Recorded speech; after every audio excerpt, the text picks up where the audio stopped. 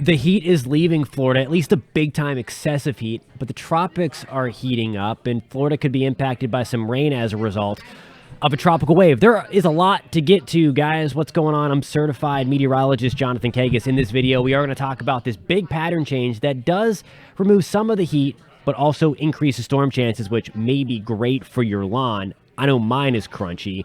Then we're going to talk about something new. We're going to break the forecast down for the state of Florida. You guys have asked a lot about going further into Florida with more detail. We're going to break that part down. And then we're going to look at the tropics towards the end of the video. It is certainly starting to look like August. Of course, we all know it. This is the peak of hurricane season. We're going to break that down. Before we get into the video, if you want to stay updated on all things Florida weather and the tropics, you have to hit subscribe. Please do that. If you find this content helpful, please give it a thumbs up. All right, we are going to start with the future radar in Central Florida. Then I'm going to take you from North Florida back to Central Florida into South Florida. There's also the chance for severe weather as a result of this pattern change. I told you there was a lot going on. All right, here we go. 4 o'clock on your Wednesday, August 16th. A few scattered storms, especially along the Space Coast. We had those kind of push back inland a little bit by 5 o'clock. And again, we could have some strong storms not only through Central Florida, but into the Panhandle, into South Florida as well. A little more juice, a little more oomph in the atmosphere to help these storms get going. There's 9 o'clock. Some of these storms could fire back up late again. The darker purples and whites, especially for us along the I-75 corridor, that's when we'll have our shot. Look at this. Look at the change. And I'm going to show you this further in the wide-out view of the state of Florida, and I'm going to have the chapters listed as well if you want to skip ahead to the part that you are looking for. That's 9 o'clock on your Thursday morning. There's some storms around already. There's clouds around. This is kind of the end of that excessive heat wave. It really is ending on Wednesday. But we're going to have clouds around. We're going to have rain around early. That's 2 o'clock in the afternoon. More storms fire back up and continue through dinner time. So we're going to have extra clouds, higher rain chances, all good things. And this is actually going to be like the start of a stormy pattern here.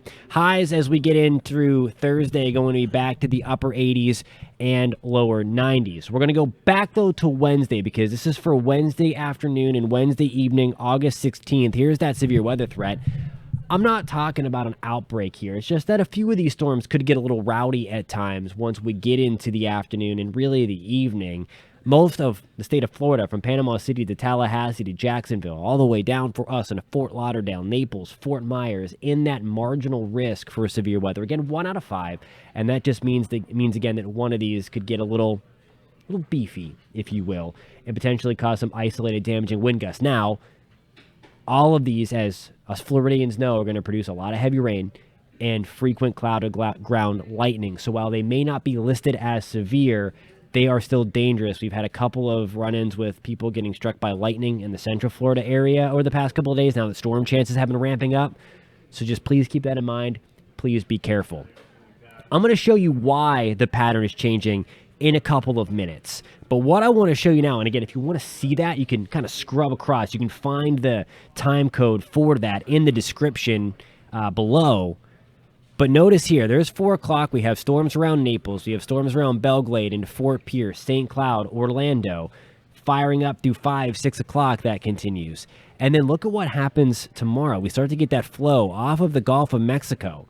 So that means finally, some rain for areas that have been drought-stricken this summer, abnormally dry for this time of the year, around the Gulf Coast, around the Big Bend as well, Cedar Key, scattered storms again through St. Petersburg, Bradenton, Sarasota. That's 2 o'clock on your Thursday, August 17th.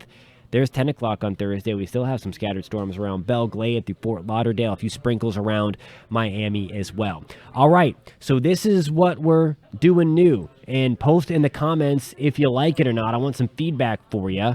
But as we get into tomorrow, again, this is going to be Thursday, August 17th, Pensacola, just a stray storm. 92. The higher rain chances, though, are further towards the Panhandle and Big Bend as that cold front that's responsible for these storms kind of gets closer to us. So our rain chances elevated in Jasper, into Gainesville, St. Augustine, 70% shot. And then in Jacksonville, 91, we're going to have a 60% chance for storms. Again, as we saw on Future Radar. In Ocala, 60% chance for storms on Thursday. Inverness, about a 70% chance. Same for us in Tampa as the storms roll off of the Gulf of Mexico Cape Canaveral, a 70% chance for storms. Fort Pierce, a 60% shot.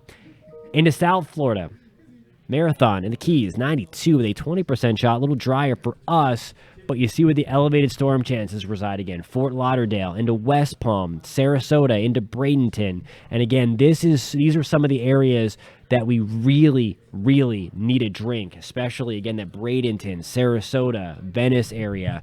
Rain chances are going to be elevated a little bit for us. So at least some good news in that department. Doesn't mean everybody's going to see rain. It's not a slam dunk, but there's going to be a much higher chance than we've had over the past few days. The reason for this is because of a big dip in the jet stream, our big area of high pressure that has been baking us. We've talked about this a lot on this channel, on why we've been so hot, on why we've been so dry. And it's because that area of high pressure has been chilling right about here. That's gone now.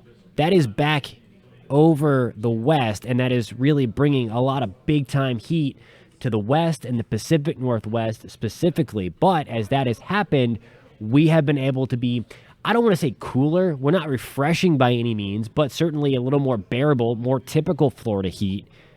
The dip in the jet stream, too, you can kind of see that on the water vapor imagery. You see the drier air kind of sinking down behind it. Now, the Panhandle gets in on that a little bit, at least the drier air tomorrow, and that is why we're dry. But as that front digs into the Gulf, we also have shifted our wind direction off of the water that way, and that is why we're going to have an earlier start time on Thursday for those storms, and we're going to increase that storm shot again over the next few days. There's that big chunk of high pressure again, kind of the parting of the Red Sea there. The Bermuda high and that subtropical high that's supposed to be over the desert Southwest have kind of been teaming up to heat us up, but that has been breaking apart. That is something that is going to stay, again, away from us over the next few days. I mean, just look at this. Temperatures, 3 o'clock on Thursday. We're talking a lot of Florida in the upper 80s. A few of us are going to get into the lower 90s, but this is certainly going to be the coolest day we've had in about 2 weeks. It's not going to be not humid, so we are still going to have the stickiness around. We're not going to get that front to come on through, but the extra clouds and the rain around are going to help to make things cooler. Alrighty, we've made it to our tropical update, and this does concern Florida to a degree in terms of increasing rain chances from kind of a hidden tropical wave. I'm going to break that down. We are not under any immediate threats for a depression or a named storm or anything like that. So just keep that in mind. But we are watching 3 systems out here. The Hurricane Center elevating its percentages for that beefy wave off of Africa, for that other wave that doesn't look as impressive over the central Atlantic, and then for this yellow blob. Now, we were talking about this one a lot for that sneaky shot. There's a little wave that's kind of hidden. It's right out here. There's a lot of dry air around it, so it's kind of gobbling up the storms that get going. But it is going to work towards Florida, and I'll show you the model forecast for Florida by the time we get into the weekend, so that's going to increase rain chances for us further. Now, once that wave kind of gets out towards the central and western Gulf, that is where we're going to have the opportunity for this thing to try to develop. The water temperatures, of course, out here are record hot. We have the wind shear that is almost non-existent in this area by the time it would arrive out there, Monday-ish, Tuesday-ish of next week. So again, watching that specifically for northern Mexico, southern Louisiana, and then eastern Texas on the western Gulf. Just keeping that in mind. For us, this wave does increase our rain chances as we get into the weekend, and you kind of see it right here, this little blob of green. The wave axis kind of runs like right through here and then works its way into this direction. The European model is a little aggressive with developing this. Again, it's still undeveloped. It's still a weak tropical wave, but it does supply us with a lot of moisture. So here is August 20th. That is 8 o'clock, and we could be having some increasing rain chances as a result of that tropical entity. Again, that tropical wave. Not expecting, always keep the antenna up at this time, especially with how warm the Southwest Atlantic is too. But at least at this time, it does not look like we're going to be dealing with a named system, but a tropical wave that's really going to help us out. It's going to take away more of that heat, and it could help our lawns. Although if you do have plans for this weekend, again, keep a close eye on this forecast. We're going to continue to update the progress and watch how this tropical wave comes into fruition and where it tracks, and we will keep you posted right here. Again, if you found this video helpful, please give it a thumbs up. If you do want to stay updated on all things Florida weather, please hit subscribe. And if you liked the new breakdown, the North Florida, Central Florida, South Florida, Let me know in the comments. We had a lot of requests for it from places in South Florida, from places in the Panhandle. Hey, can we expand on this? You asked.